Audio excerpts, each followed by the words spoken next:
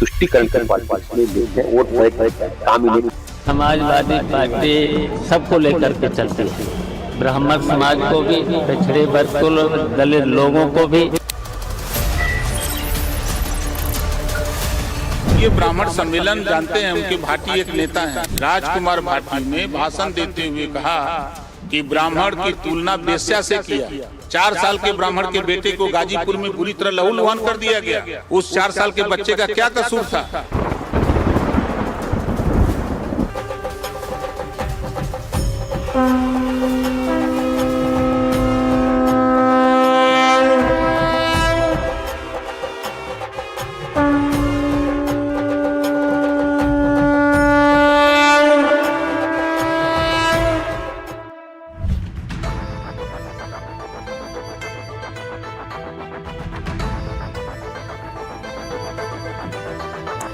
नमस्कार, आपके साथ मैं हूं सुचारुता कुकरेती।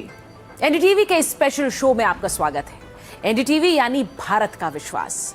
भारत की सियासत में राजा भले ही बदल जाएं, दौर भले ही बदल जाएं, लेकिन सत्ता का एक अजर अमर नियम कभी नहीं बदलता। बिना चाणक्य के चंद्रगुप्त का राज तिलक नहीं होता। प्राचीन भारत के राज दरबारों से लेकर आधुनिक लोकतंत्र के हाईटेक वॉर रूम तक रणनीति का धागा हमेशा प्रबुद्धों और सियासी पंडितों के हाथ में ही रहा है। और जब बात उत्तर प्रदेश के 2027 के महासमर की हो, तो वही सबसे पुराना कार्ड एक बार फिर टेबल पर आ गिरा है, जिसका नाम है ब्राह्मण।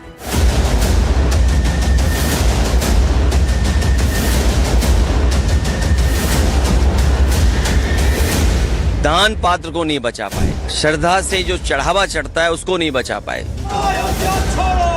राम मंदिर से कितना चंदा चोरी हुआ है, कितनी धातुएं चोरी हुई हैं, कितने आभूषण चोरी हुए हैं, जो जमीन में घपले हुए हैं वो किसके अकाउंट में पैसा गया। सनातन और मंदिर के सारे पैसे को लुटेरे को उजागर करना और उसके खिलाफ लड़ना गलत है। मंदिर की रक्षा करना गलत है, मंदिर के पैसे की रक्षा करना गलत है। ये वही लोग हैं जो आज राम जन्मभूमि आंदोलन के दौरान राम भक्तों के विरोध में अस्त्र शस्त्र के साथ खड़े होकर के उन पे लाठी और गोली का प्रहार करने में संकोच नहीं करते थे। आज वे राम राम जपते हुए काल नेमी के रूप में फिर बहकाने का प्रयास कर रहे हैं।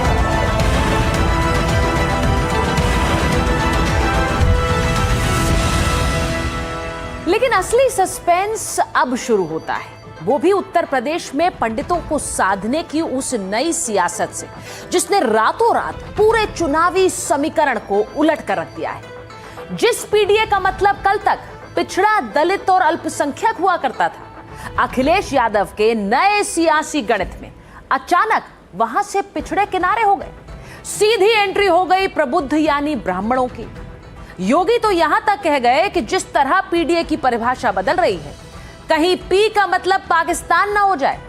हालांकि समाजवादी पार्टी के मुखिया अखिलेश यादव अब खुलेआम दावा कर रहे हैं कि यूपी में पीडीए का दायरा और प्रभाव इतनी तेजी से बढ़ रहा है कि इसके सीधे दबाव में आकर भारतीय जनता पार्टी को अपने एनडीए सहयोगियों को खुश रखने के लिए सीटों के बंटवारे की नई योजनाएं बनानी पड़ रही हैं। तो सवाल सीधे है, क्या हालिया उपचुनावों के नतीजों ने अखिलेश यादव को अपनी बुनियादी रणनीति बदलने पर मजबूर किया है? क्या बिना पंडित समाजवादी पार्टी का यह पीडीए फॉर्मूला पूरी तरह से फ्लॉप होने की कगार पर पहुंच चुका था? या फिर ये राम मंदिर के बहाने सवर्ण वोट बैंक और नाराज वोटरों को साधने की कोई बेहद चतुर चाल है? और अगर ये सिर्फ एक चुनावी पैतरा है, तो क्या बीजेपी के जिस अभेद्य किले की नींव राम मंदिर और सवर्ण वोटों के भरोसे आगे बढ़ी, उसमें विपक्ष सेंध लगा पाएगा? या फिर राम मंदिर पर हमला बोलना विपक्ष के लिए एक बार फिर से सबसे बड़ी रणनीतिक भूल साबित होने जा रही? इतिहास के पन्ने, आंकड़ों का अंक गणित और कड़वे तथ्य अगले 40 मिनट में देखिए यूपी की सत्ता के सबसे बड़े सियासी चक्रव्यूह की इनसाइड स्टोरी।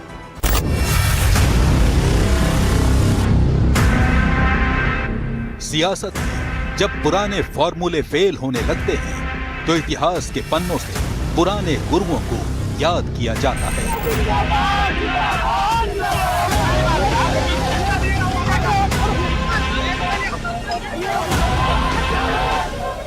तारीख 5 अगस्त, दिन बुधवार का।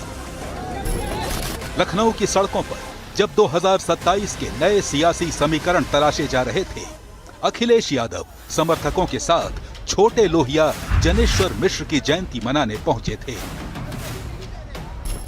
लेकिन संदेश सिर्फ एक श्रद्धांजलि भर नहीं था, यह संदेश था 2027 के उस नए मास्टर स्ट्रोक का, जिसकी गूंज से यूपी का सियासी पारा अचानक चढ़ गया।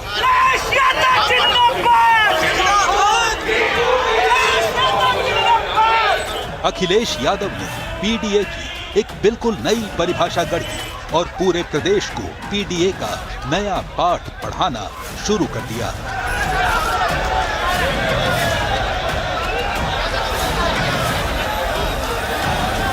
जब से पीडीए से वो लोग हारे हैं, तब से पीडीए की नई नई परिभाषा बना रहे हैं वो लोग। लेकिन वो लोग भूल गए हैं, पीडीए में पीडी पंडित का ही शुड फॉर्म है। सवाल ये है कि क्या वक्त की चोट ने अखिलेश को वोट की ये नई राह दिखाई, या फिर सिर्फ 2027 का चुनाव जीतने के लिए पीडीए का स्वरूप बदल दिया गया? क्योंकि इतनी जल्दी तो मौसम भी मिजाज नहीं बदलता, जितनी तेजी से पीडीए की नई सियासी प्राण प्रतिष्ठा कर दी गई। अगर आप राजनीति के चश्मे को उतारकर इसे बेहद आसान भाषा में समझें, तो आपको पीडीए में पंडित वाली साधना और वोटर हरण के मंत्र का साफ साफ अनुभव हो जाएगा। जरा इस गणित को ध्यान से देखिए। पहले पीडीए का मतलब था पी यानी पिछड़ा, डी मतलब दलित, ए यानी अल्पसंख्यक। लेकिन 2027 की यूपी साधना में अखिलेश ने डी यानी दलित को समीकरण से बाहर किया और नया फॉर्मूला बना पीए। पी मतलब पंडित, ए मतलब आधी आबादी। तो क्या समाजवादी पार्टी अब दलितों की सियासत से पूरी तरह किनारा कर रही है? क्या चुनाव मुहाने पर आते ही समाजवादी पार्टी को अचानक पंडित जी की याद सताने लगी है? अखिलेश के इसी नए सियासी प्रयोग पर अब पूरे उत्तर प्रदेश में एक नई महाभारत छिड़ चुकी है।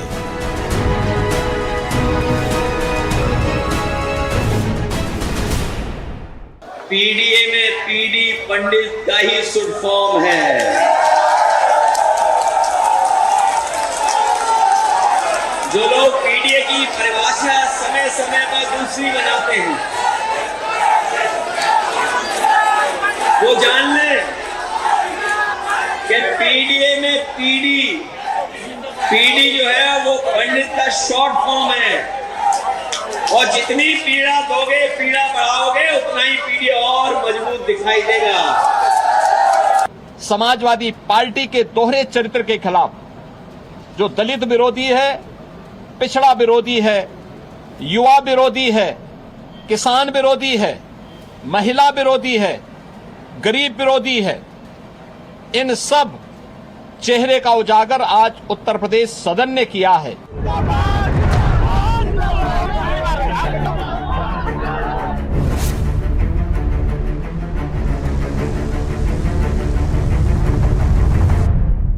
अखिलेश यादव का ये प्रबुद्ध प्रेम यानी ब्राह्मण वोटर का मोह अचानक उभरा कोई भावुक निर्णय नहीं है, बल्कि इसके पीछे 3 सूबों मध्य प्रदेश, बिहार और गुजरात उपचुनावों के बाद तैयार की गई 2027 की एक नपी तुली सियासी स्क्रिप्ट है।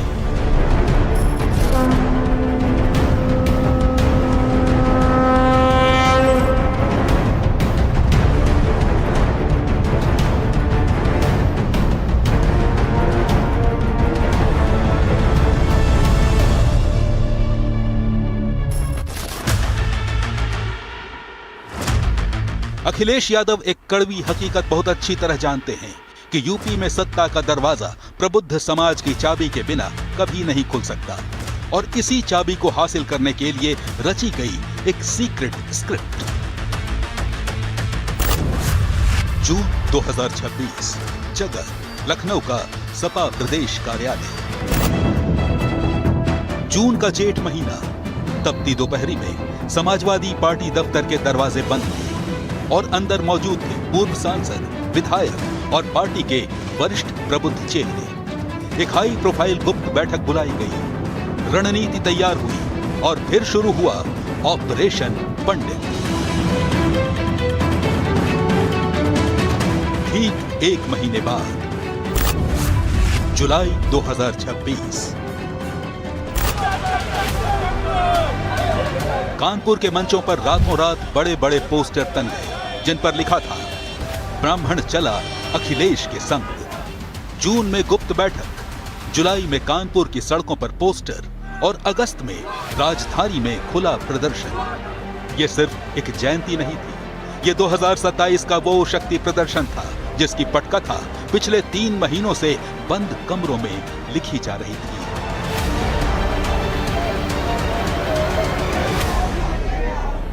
समाजवादी पार्टी का यह गणित यूं ही नहीं बदला है। इसके पीछे छिपा है हार का सबक और आंकड़ों का बड़ा खेल। 2022 के विधानसभा चुनावों में अखिलेश यादव ने करीब 40 ब्राह्मण चेहरों पर दांव लगाया, लेकिन मिला क्या? महज 6% वोट। वहीं दूसरी तरफ 89% ब्राह्मणों का एक तरफा वोट समेटकर बीजेपी ने लखनऊ के सिंहासन पर फिर से कब्जा कर लिया। लेकिन 2024 के लोकसभा चुनाव ने इस कहानी का क्लाइमैक्स ही बदल दिया। यूपी में बीजेपी का वोट शेयर 50% और सीटों का आंकड़ा 62 हो गया, लेकिन वोट शेयर गिरकर 43 पर आ गया और सीटें सिमटकर सीधे 33 पर आ गई। यहीं अखिलेश यादव को बीजेपी के इस अभेद्य किले में एक खामोश गहरी दरार दिखाई दे गई। 2027 की ये पूरी पंडित साधना असल में बीजेपी के उसी किले की दरार में सेंध लगाने का सबसे बड़ा सियासी दांव है।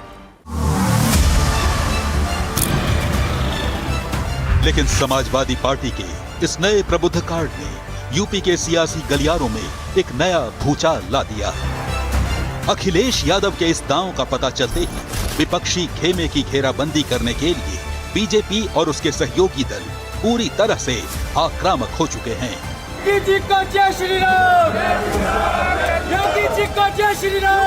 टीवी डिबेट्स की बहस से लेकर सियासी बयानों के मंच तक बीजेपी नेताओं ने अखिलेश के इस पंडित प्रेम को महज एक चुनावी पैंतरा और अवसरवादिता की राजनीति करार देते हुए ताबड़तोड़ पलटवार शुरू कर दिए।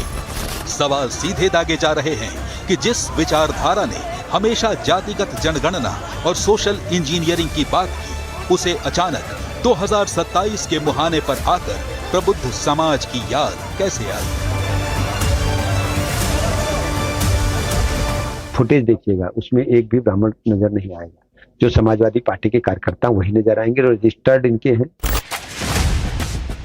सवाल उठता है कि आखिर अखिलेश यादव से लेकर मायावती और बीजेपी तक सब प्रबुद्ध समाज को साधने के लिए इतने बेताब क्यों हैं? जवाब छिपा है उत्तर प्रदेश के इस अभेद्य अंक गणित में। जरा इन आंकड़ों की परतों को ध्यान से समझिए। 2017 विधानसभा चुनाव में बीजेपी को एक तरफा 83% ब्राह्मण वोट मिले, जबकि समाजवादी पार्टी महज 7% पर सिमट गई। नतीजा, विधानसभा में 58 ब्राह्मण विधायक पहुंचे, जिनमें से 46 अकेले बीजेपी के थे और समाजवादी पार्टी के सिर्फ 3। 2022 विधानसभा चुनाव में बीजेपी ने अपना ही रिकॉर्ड तोड़ा। बीजेपी को 89% ब्राह्मण वोट मिले, जबकि समाजवादी पार्टी गिरकर 6% पर आ गई। कुल 52 ब्राह्मण विधायकों में से 46 एनडीए के थे और समाजवादी पार्टी के खाते में आए सिर्फ 5। सीएसडीएस के आंकड़े साफ गवाही दे रहे हैं कि पिछले चुनावों से लेकर अब तक 80% से ज्यादा ब्राह्मण वोटर बीजेपी के लिए एक तरफा और मजबूत किले की तरह खड़े रहे हैं। ऐसे में सवाल सीधा है, क्या अखिलेश यादव का पीडीए में प्रबुद्धों को जोड़ने का यह नया दांव महज एक कागजी नैरेटिव बनकर रह जाएगा, या फिर बीजेपी के इस अभेद्य और ऐतिहासिक गढ़ में वाकई सेंधमारी मुमकिन है? इस पूरे सियासी समीकरण और जमीनी हकीकत पर सुनिए देश के जाने माने सेफोलॉजिस्ट का क्या विश्लेषण है। सेंध नहीं लग सकती, ये तो किसी भी वोट बैंक के लिए नहीं कहा जा सकता। खास तौर पे अगर आपको याद हो 2007 के विधानसभा चुनाव में बहुजन समाज पार्टी या मायावती जी की जो जीत थी उसमें तो सबसे बड़ा योगदान ब्राह्मण वोटर्स के स्विंग का ही था। और जब भाजपा से ब्राह्मण वोट स्विंग हुए थे, बड़ी तादाद में अपर कास्ट स्विंग हुए थे मायावती की ओर, तो बसपा की जो ऐतिहासिक जीत थी दरअसल वो पुराने इक्वेशन पे चली गई थी जिसने 50 साल तक कांग्रेस का साथ दिया था। मुस्लिम, दलित और ब्राह्मण, ये कॉम्बिनेशन पुराना इक्वेशन कांग्रेस का था। लेकिन कांग्रेस हाशिए पे गई, उसके बाद में बीएसपी हाशिए पे गई, तो ब्राह्मण तो बीजेपी की ओर वापस आई, दलित भी बहुत सारे अपने साथ में आ गए, क्योंकि वो ब्राह्मण दलित कॉम्बिनेशन 2007 का एक प्रूवन अलायंस हो गया था। तो 2014 के अगर आप चुनाव देखें तो आप पाएंगे कि ब्राह्मण का मूवमेंट बीजेपी की ओर वापस आना और साथ में दलितों का आना, ये उत्तर प्रदेश की सबसे बड़ी राजनीतिक क्या कह सकते हैं ट्विस्ट था उस चैप्टर में। अब सवाल ये है कि क्या वो वोटर अब समाजवादी पार्टी के लिए वही काम कर सकता है जो बीएसपी के लिए किया था? तो वो टेढ़ा सवाल है, टेढ़ा उसका जवाब होगा, क्योंकि समाजवादी पार्टी का जो अलायंस का बेस है वो बेस वो ब्राह्मण मतदाताओं या अपर कास्ट बाकी मतदाताओं के साथ में बहुत ज़्यादा मैच नहीं कर पाता है। और अभी तक कम से कम इस बात का कोई स्टैटिस्टिकल आधार हमको नहीं दिखा है हमारे आंकड़ों में, चाहे सीएसडीएस के आंकड़ों में, जहां पे ये पता लगे कि ब्राह्मण मतदाता समाजवादी पार्टी की ओर शिफ्ट हुए। 2024 ले लीजिए चाहे 2004 ले लीजिए, बीजेपी की जब उत्तर प्रदेश में स्थिति खराब हुई है उसका कारण ये नहीं ज़्यादातर रहा कि ब्राह्मण मतदाता बीजेपी को छोड़ के दूसरी पार्टियों को गए, बल्कि उसका कारण ये था कि लोग नाराज होकर के घर बैठ गए। आबादी भले ही फीसदी के पैमाने में सीमित दिखे, लेकिन यूपी की सियासत में ब्राह्मण वोटर की हैसियत सिर्फ एक वोट की नहीं है। ये वर्ग है ओपिनियन मेकर, यानी वो ताकत जो चुनावी हवा का रुख तय करती है। राजनीतिक विश्लेषकों का गणित बिल्कुल साफ है, ये समाज मुखर है और वैचारिक रूप से बेहद सक्रिय, अपने आसपास के 10 और वोटरों का मानस बदलने का मादा रखता है। 11 से 12% का ये वोट बैंक अपनी इसी मुखरता के दम पर हर दौर में सत्ता की सबसे असरदार चाबी साबित हुआ है। जरा समझिए यूपी की सियासत में इस वोट बैंक की असली धमक क्या है।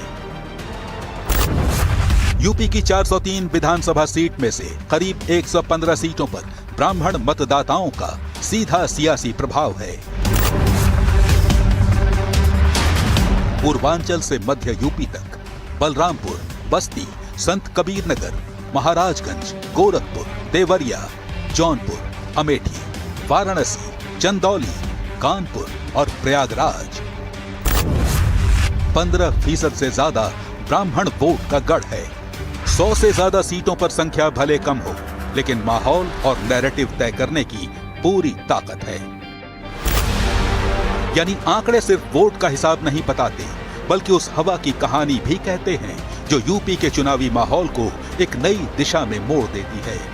इसी ओपिनियन मेकिंग की ताकत पर सुनिए एक्सपर्ट की ये बेहद अहम राय। देखिए 2024 में अपर कास्ट का एक बड़ा सेक्शन घर बैठा था। निस्संदेह उत्तर प्रदेश की जो स्थानीय भाजपा की राजनीति है उसका उसमें बहुत बड़ा योगदान था।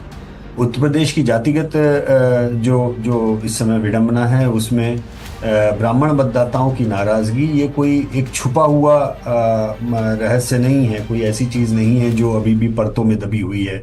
मुझे लग रहा है कि क्वालिटेटिव और क्वांटिटेटिव दोनों तरीके से वो नाराजगी गाहे बगाहे बहुत सारी तरीके से आपको दिखाई दे रही है और पहले भी दिखी है। 2024 में उसका योगदान था, लेकिन वो योगदान भी अगेन उसी तरीके का था कि नाराजगी के साथ में घर बैठने वाला योगदान था।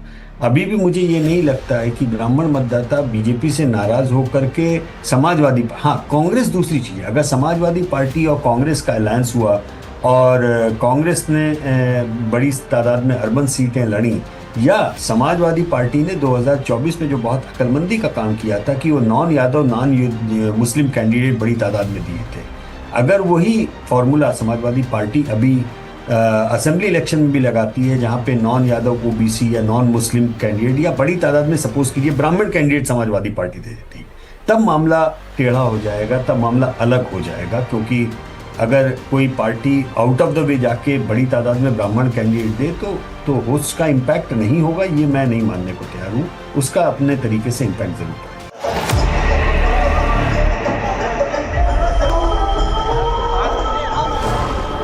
उत्तर प्रदेश की राजनीति का अब एक दिलचस्प तस्वीर आपको बताने वाली हूं। जिसके पास ज्यादा ब्राह्मण विधायक उसी की ताजपोशी। अब ये जरा आंकड़ों से समझिए कि मैं क्या कह रही हूं। आप देखिए कि 2007 में 57 ब्राह्मण एमएलए जीत कर आए और सत्ता में आई बीएसपी, क्योंकि उनके पास थे 41 विधायक ब्राह्मण विधायक। वही 2012 की तस्वीर देखिए, 41 ब्राह्मण विधायक जीत कर आए। सपा के पास 21 ब्राह्मण विधायक थे, सरकार अखिलेश यादव की बनी। 2017 में 56 ब्राह्मण विधायक जीत कर आए, बीजेपी के पास इनमें से 46 थे, तो योगी सरकार बनी। और 2022 में 52 ब्राह्मण विधायकों में एनडीए के पास थे 46 और इसीलिए योगी 2.0 आई, यानी कि योगी सरकार की फिर से वापसी। अब आंकड़े गवाही देते हैं कि यूपी की सत्ता की चाबी किसके हाथ में है। लेकिन अब 2027 के मुहाने पर खड़े उत्तर प्रदेश में पीडीए से लेकर प्रबुद्ध सम्मेलनों तक दांव पर लगा दिए गए हैं। तो सबसे बड़ा सवाल यही है कि क्या विपक्ष का ये नया गणित बीजेपी के इस ऐतिहासिक तिलिस्म को तोड़ पाएगा?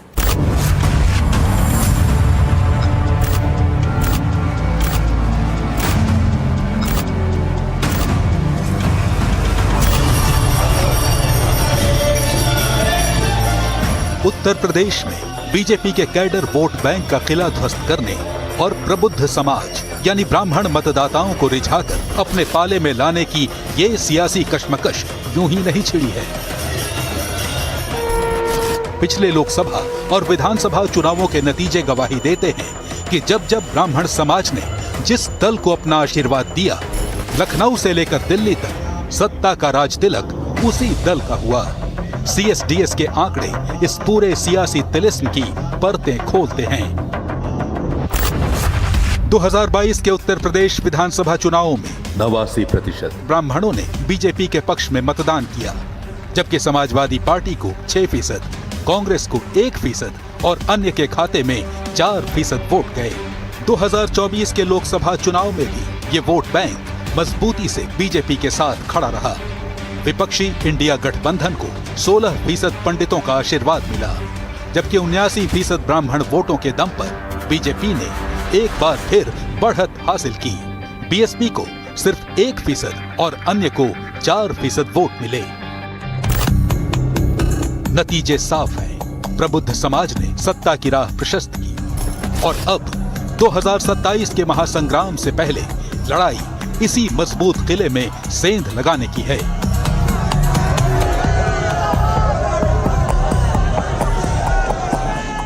जिन्होंने महाभारत पढ़ी होगी, जिन्हें जानकारी होगी पूरे आप हमारी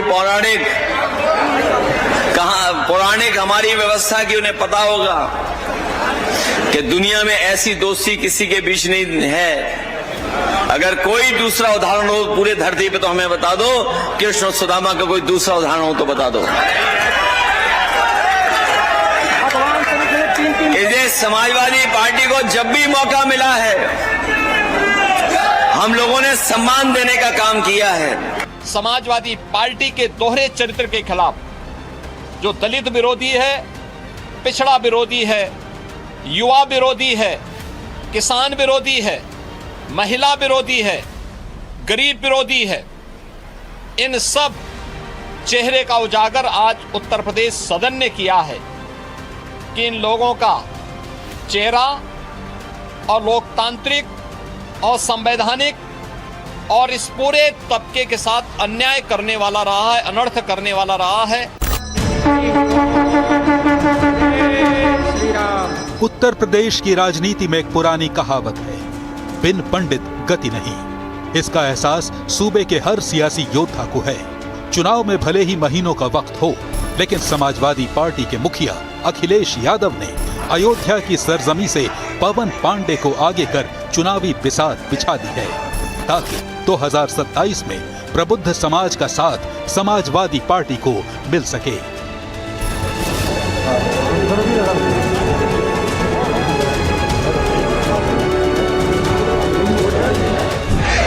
जनता पार्टी में एक डिप्टी सीएम है, होमगार्ड भी उनकी नहीं सुनता, सिपाही दरोगा उनकी नहीं सुनता। बताओ सही है कि नहीं सही है? ऐसे डिप्टी सीएम होने से क्या फायदा? मैं केवल अखिलेश जी के साथ राज्य मंत्री था, हमारी डीजीपी भी सुनता था और प्रमुख सचिव भी सुनता था। बात करते हैं, कभी अगड़े को अगड़ा बताते हैं, कभी अगड़े को अल्पसंख्यक बताते हैं, और कभी ये कुछ नया फार्मूला लेके चले आते हैं। केवल तुष्टीकरण की पॉलिटिक्स में लिप्त है, वोट बैंक बन जाए, काम इन्हें करना नहीं। जब सरकार आती है तो गुंडाई को बढ़ावा देते हैं, अराजकता को बढ़ावा देते हैं। आज ब्राह्मण वोटों पर दांव आजमाने की होड़ मची है, लेकिन इतिहास के पन्ने पलटे तो आजादी के बाद 1989 तक के 40 साल में यूपी ने 6 ब्राह्मण मुख्यमंत्री देखे। पंडित गोविंद बल्लभ पंत से लेकर नारायण दत्त तिवारी तक करीब 23 साल तक सूबे की कमान इसी समाज के हाथ में रही, जिसे ब्राह्मण काल भी कहा जाता था। लेकिन 1979 में मंडल कमंडल की राजनीति के दौर के बाद से ये समाज मुख्यमंत्री पद के लिहाज से सीधे तौर पर मुख्य धारा की कमान से दूर रहा और कांग्रेस के कमजोर पड़ने के बाद बीजेपी के साथ एक मजबूत स्तंभ बनकर खड़ा हो गया।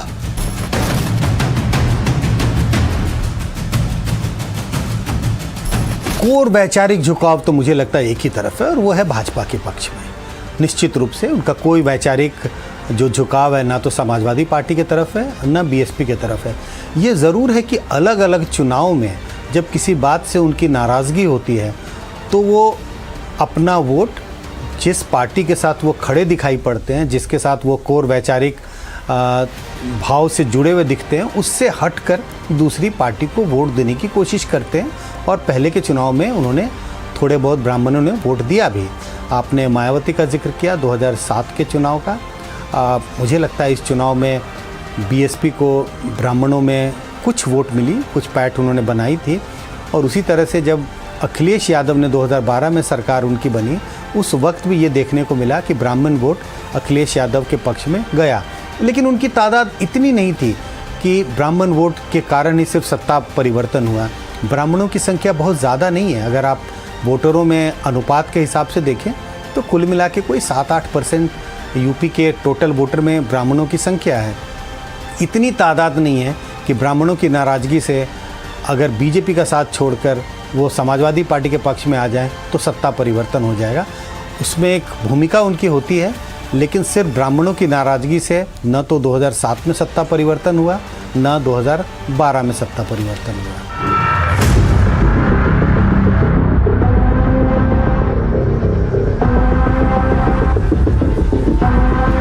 उत्तर प्रदेश की सियासत में जब जब सत्ता का समीकरण बदला है, तब तब किसी न किसी सोशल इंजीनियरिंग ने जन्म लिया है।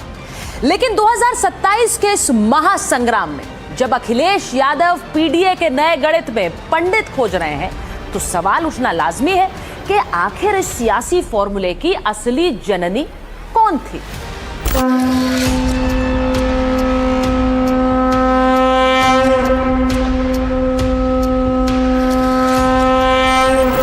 साल 2007 उत्तर प्रदेश की राजनीति का सबसे बड़ा टर्निंग पॉइंट। कांशीराम के दौर के बाद मायावती ने बीएसपी की राजनीति का नया पांसा फेंका। दलित और ब्राह्मण का वो गठजोड़ सतीश चंद्र मिश्रा के नेतृत्व में बुना गया ऐसा ताना बाना था जिसकी गूंज नारों में सुनाई दी। पंडित शंख बजाएगा, हाथी चलता जाएगा। 2007 में बीएसपी ने 86 ब्राह्मणों को टिकट दिया और 41 ब्राह्मण विधायक जीतकर विधानसभा पहुंचे। सीएसडीएस के आंकड़े बताते हैं कि 2002 में बीएसपी को केवल 6% ब्राह्मण वोट मिले थे, जो 2007 में बढ़कर 17% हो गए। और इसी 11% के उछाल में मायावती को पूर्ण बहुमत के साथ सत्ता की चाबी सौंपी थी। अगर आप बीएसपी का पूरा पॉलिटिकल जर्नी देखें यूपी में, दूसरे राज्यों में भी देख सकते हैं, लेकिन हम उत्तर प्रदेश का जिक्र कर रहे हैं। आप देखें 2007, फिर 12 में चुनाव होते हैं, 17 में चुनाव होते हैं, 22 में हैं और अब यूपी में 2027 में चुनाव होने वाले हैं। उनका अगर आप पैटर्न देखें, उनका वोट शेयर लगातार नीचे जा रहा है। पिछले विधानसभा चुनाव में लगभग उन्हें 13%, 13.5% वोट मिले। अब लगता है बीएसपी जो है वो ढलान पर है। और ढलान पर क्यों है, मैं क्यों कह रहा हूँ, वोट प्रतिशत देखिए, वोट लगातार नीचे गिर रहा है। मुझे लगता है मायावती जितना भी प्रयास कर लें, आप ब्राह्मणों को टिकट दे दें, आप ब्राह्मणों को पार्टी के पद पे आसीन कर दें, लेकिन इन सब चीज़ों से मुझे नहीं लगता कि मायावती बीएसपी ब्राह्मण वोटरों को एक मुश्त अपनी ओर मोबिलाइज कर पाएगी। ये टोकनिज़म है। कुछ उस ब्राह्मण समुदाय के कुछ वोटरों में हो सकता है कि उनके पक्ष में कुछ सॉफ्ट कॉर्नर आए, लेकिन ब्राह्मण वोट मायावती के पक्ष में 2027 के चुनाव में मुझे जाता हुआ दिखाई नहीं पड़ता। यूपी में सब चंगा है।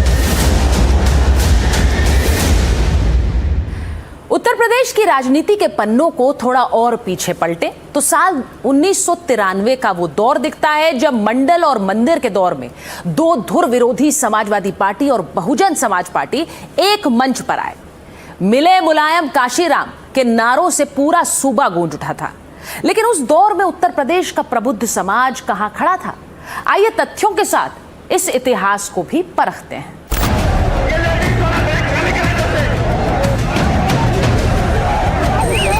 6 दिसंबर 1992 के घटनाक्रम के बाद कल्याण सिंह सरकार का इस्तीफा हुआ और राष्ट्रपति शासन लगा। नवंबर 1993 में यूपी की 425 सीटों पर चुनाव हुए। तब उत्तराखंड यूपी का हिस्सा था। एक तरफ बीजेपी राम लहर के भरोसे मैदान में थी, तो दूसरी तरफ समाजवादी पार्टी और बीएसपी का नया गठजोड़ था। 1993 में समाजवादी पार्टी बीएसपी गठबंधन को 176 सीटें मिली, जबकि बीजेपी 177 सीटों के साथ सबसे बड़ी पार्टी बनी। बाद में कांग्रेस और अन्य के सहयोग से मुलायम सिंह यादव ने सरकार बनाई।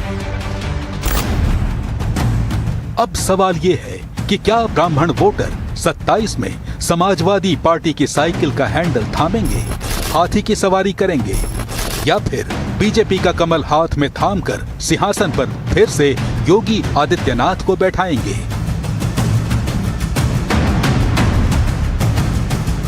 उत्तर प्रदेश में तो कम से कम ब्राह्मण मतदाताओं का कोर वैचारिक झुकाव पिछले 30 सालों से लगभग एक तरफ है, वो है भारतीय जनता पार्टी की। मेरा मानना है कि सन 89 के समय, अयोध्या आंदोलन के समय से वो जो चेंज हुआ वो अभी तक भी मोर और लेस बरकरार है। नाराज़गी के बावजूद, सब कुछ होने के बावजूद, जैसा कि शुरुआत में ही मैंने बोला था कि ब्राह्मणों के लिए अभी भी घर बैठना ज़्यादा बड़ा नाराज़गी का प्रदर्शन है, बजाय इसके कि किसी दूसरी पार्टी को वोट दें। 1993 में निर्दलियों और कांग्रेस के सहयोग से मुलायम सिंह यादव ने सरकार बना ली थी, लेकिन सवाल वही है। इस सियासी सुनामी के बीच उत्तर प्रदेश का ब्राह्मण वोटर किस पाले में खड़ा था? क्या समाजवादी पार्टी और बीएसपी की उस लहर ने प्रबुद्ध समाज को अपनी तरफ खींचा? तथ्य और सीएसडीएस का ऐतिहासिक डाटा साफ साफ गवाही देता है कि बिल्कुल नहीं। जरा इन आंकड़ों की गहराई को समझिए। 1993 के चुनाव में ब्राह्मण मतदाता किसी दुविधा में नहीं था। समाजवादी पार्टी बीएसपी गठबंधन के आक्रामक जातिगत नारों ने ब्राह्मण और सवर्ण वोट बैंक को और ज्यादा लामबंद कर दिया। नतीजा ये हुआ कि 75% से ज्यादा एक तरफा ब्राह्मण वोट बीजेपी के पाले में चला गया। जो ब्राह्मण वोटर 1989 तक कांग्रेस का सबसे मजबूत स्तंभ माना जाता था, वो 1993 आते आते पूरी तरह बीजेपी के राम मंदिर नैरेटिव और कल्याण सिंह के चेहरे के साथ जा खड़ा हुआ। समाजवादी पार्टी बीएसपी गठबंधन के खाते में ब्राह्मण वोट नाम मात्र महज 3 से 5% ही पहुंच पाया। जिस तरह से दूसरे ब्राह्मणों को निशाना बना रहे हैं, अब चाहे वोट बैंक के लिए वो ब्राह्मणों के वोट के लिए उनकी तारीफ कर रहे हैं, लेकिन असलियत यही है कि ब्राह्मण मतदाता ना बहुजन समाज पार्टी के पास जा रहा है, ना समाजवादी पार्टी के साथ जा रहा है। मायावती अगर ये कोशिश करती है ब्राह्मण मतदाताओं को लुभाने के लिए, अगर ब्राह्मण उम्मीदवार उतारती है, तो सबसे बड़े संकट ये है कि 2007 में मायावती का खुद का जनाधार था। किसी कारण ऐसे ब्राह्मण नेता जिनका भी थोड़ा बहुत असर था, वो बसपा से टिकट लेकर चुनाव मैदान में उतरे, जीत गए, मंत्री भी बने, लेकिन उसके बाद में मायावती का लगातार जो जनाधार खिसका है, उसके कारण अब ब्राह्मण नेताओं में बीएसपी के प्रति कोई दिलचस्पी नहीं है। उत्तर प्रदेश की राजनीति का एक ही सबसे बड़ा उसूल है, जिसकी पिच मैच भी उसी का। एक तरफ प्रबुद्ध समाज यानी ब्राह्मण वोट बैंक को साधने की होड़ मची है, तो दूसरी तरफ यूपी की राजनीति का सबसे बड़ा और अटल केंद्र श्री राम, क्योंकि राम मंदिर में चंदा चोरी के मुद्दे को विपक्ष भुनाने की जुगत में। इसीलिए चंदा चोरी पर छिड़ा यह सियासी संग्राम फिर एक सवाल खड़ा कर रहा है, क्या आस्था की पिच पर यह हमला विपक्ष का मास्टर स्ट्रोक है या फिर उसकी सबसे बड़ी रणनीतिक भूल है? राजनीति का एक बुनियादी नियम है, आप विरोधी को उसी के घर में जाकर मात नहीं दे सकते। इतिहास गवाह है, साल 1990 जब राम मंदिर और आस्था का मुद्दा सीधे राजनीतिक अखाड़े में आया, तब समाजवादी पार्टी और पूरा विपक्ष रक्षात्मक मुद्रा में आ गया। 1990 का वो दौर आज भी बीजेपी को वैचारिक रूप से मजबूत बनाता है और विपक्ष पर इतिहास का बोझ लाद देता है। लेकिन आंकड़ों का सबसे दिलचस्प और अप्रत्याशित मोड़ आया साल 2024 के लोकसभा चुनाव में। 2024 में विपक्ष ने एक नई रणनीति आजमाई। उसने सीधे आस्था या भगवान राम पर सवाल उठाने के बजाय अयोध्या में जमीन अधिग्रहण, स्थानीय लोगों के विस्थापन, मुआवजे और प्रशासनिक गड़बड़ियों के आरोपों को मुद्दा बनाया। नतीजा क्या हुआ? बीजेपी का कुल वोट शेयर 2019 के 50% से घटकर सीधे 43% पर आ गिरा और 62 सीटें जीतने वाली बीजेपी यूपी में महज 33 सीटों पर सिमट गई। यहां तक कि अयोध्या की फैजाबाद सीट भी बीजेपी के हाथ से निकल गई।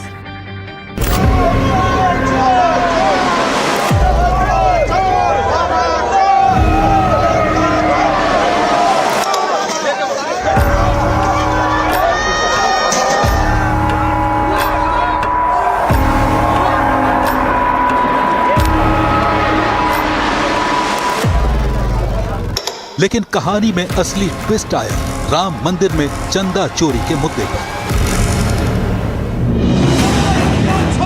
यूपी विधानसभा से लेकर देश की संसद तक चंदा चोरी पर सियासत जितनी सुर्ख हुई, उतनी ही नाटकीय भी।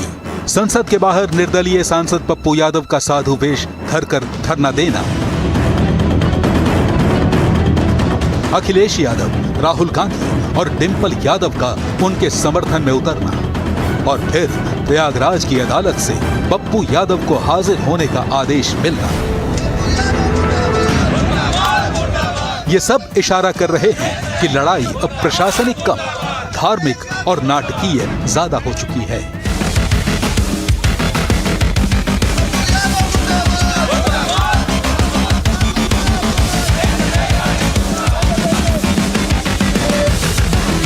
संसद भवन और संसद परिसर की पवित्रता बनी रहनी चाहिए, मर्यादा बनी रहनी चाहिए। लोकतंत्र की धज्जियां उड़ाई जा रही है, संविधान को तार-तार किया जा रहा है। राजनीतिक गुणाभाग से अलहदा पॉलिटिकल पंडितों का गणित बिल्कुल साफ है। जब मामला वित्तीय या प्रशासनिक गड़बड़ी से हटकर साधु वेश, मंदिर और आस्था के प्रतीकों पर केंद्रित होता है, तो विपक्ष अनजाने में बीजेपी को उसके सबसे पसंदीदा एरेना यानी होम ग्राउंड में खेलने का न्योता दे देता है। क्योंकि 1990 से लेकर 2022 तक का राजनीतिक इतिहास इस बात की ताकीद करता है कि जब चुनावी लड़ाई आस्था बनाम राजनीति की पिच पर लड़ी गई है, तब भ्रष्टाचार और चंदे के आरोप धार्मिक भावनाओं और वैचारिक ध्रुवीकरण के सैलाब के आगे कमजोर पड़ गए हैं।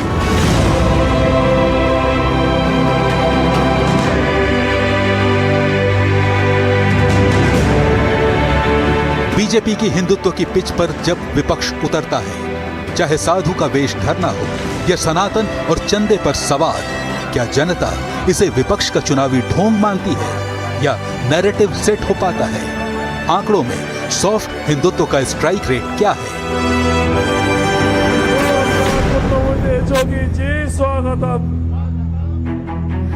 सवाल वही है, क्या राम मंदिर और चंदे पर सवाल उठाकर विपक्ष अपनी अलग पिच बना पाएगा या फिर एक बार फिर बीजेपी की बिछाई पिच पर ही बोल्ड हो जाएगा?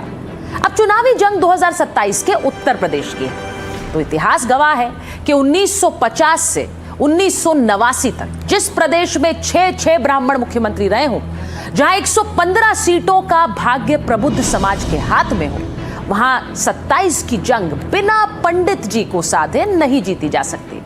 अब ये सत्ता और विपक्ष भी दोनों बहुत अच्छे से जानते हैं 27 की बिसात पर ब्राह्मण किसे जीत का आशीर्वाद देते हैं और राम नाम की सियासत किसे चोट और किसे वोट दिलाती है।